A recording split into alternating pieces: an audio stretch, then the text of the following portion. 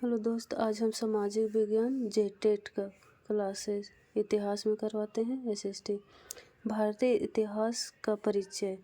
हमारा देश भारत का नामकरण ऋग्वेद काल के एक प्रतापी राजा भरत के नाम पर हुआ था। पूर्व में इसे आर्यों की भूमि होने के कारण आर्यावर्ती भी कहा जाता था। बौद्ध ग्रंथों में भारत को जम्बू द्वीप नाम से पुकारा गया है।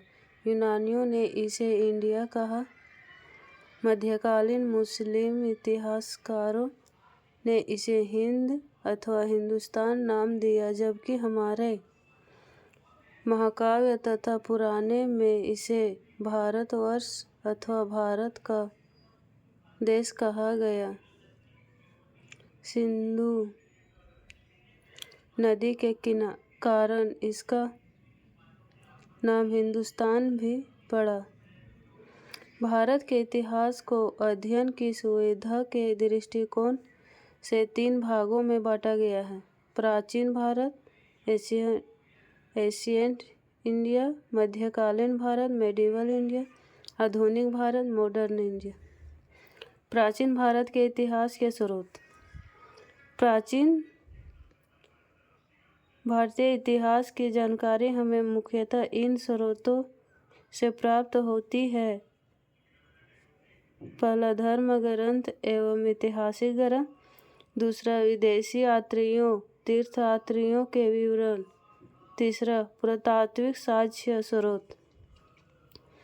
धर्म एवं ऐतिहासिक ग्रंथों से मिली महत्वपूर्ण जानकारी।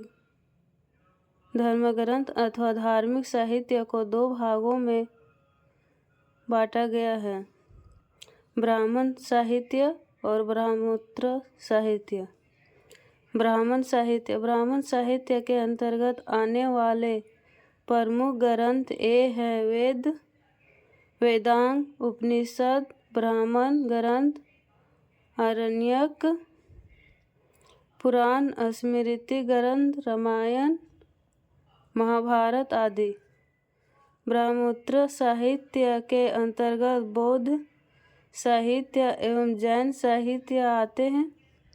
वेद 4 हैं: ऋग्वेद, यजुर्वेद, सामवेद एवं अथर्ववेद। भारत का सबसे प्राचीन धर्म ग्रंथ है।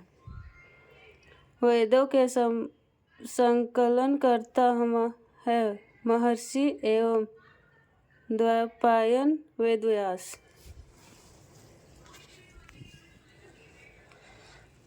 इसका नोट देखते हैं।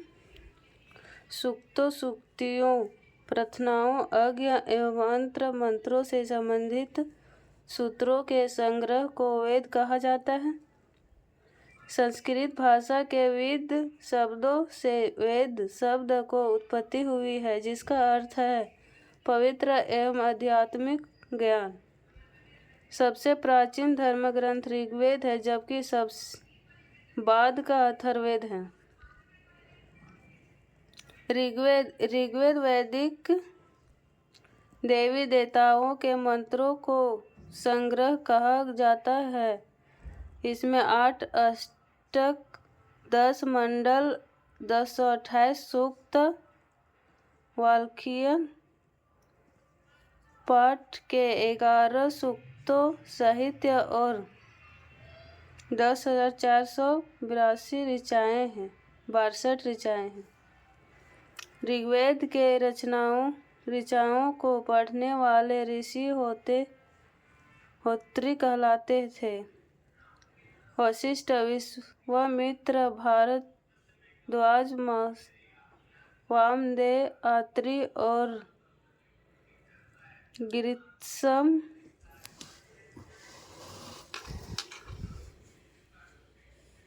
गृत्समत ऋषि ऋग्वेद के पुरुष रचनाकार हैं। पोलोमी, साची, काक्षावृत्ति घोष और साची नामक महिला ऋषियों ने भी ऋग्वेद की रचना में अपना महत्वपूर्ण योगदान दिया। ऋग्वेद का रचनाकाल 1500 ईस्वी से 1000 ईस्वी पूर्व माना जाता है। ऋग्वेद से हमें आर्यों के जीवन, व्यवहार, राजनीतिक प्रणाली एवं तत्कालीन इतिहास की जानकारी मिलती है। ऋग्वेद के 10वें मंडल और पहले मंडल को अंत में जोड़ा गया है। 10वें मंडल के पुरुष सूक्त एवं चतुष्वर्ण समाज का जिक्र है। इसके अनुसार 4 वर्ण ब्राह्मण, क्षत्रिय, वैश्य और शूद्र ब्रह्म जी के क्रमशः मुख्य भुजाओं, जंघाओं और चरणों से उत्पन्न हुए हैं। ऋग्वेद में समाज के चारों वर्णों के दायित्वों, व्यवसायों, सामाजिक जातिगत स्थितियों व विशेषाधिकारों एवं कर्तव्यों का स्पष्ट वर्णन है। ऋग्वेद के 8वें मंडल में हस्तलिखित ऋचाओं को खिल कहा जाता है। इसमें इंद्र के लिए 250 एवं अग्नि के लिए 200 ऋचाएँ मिलती है।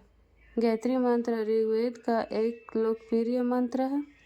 वैदिक साहित्य में ऋग्वेद के बाद शतपथ ब्राह्मण का प्राचीन इतिहास के साधन के रूप में महत्वपूर्ण स्थान है। ऋग्वेद, सामवेद, यजुर्वेद और अथर्ववेद संहिता कहलाती है।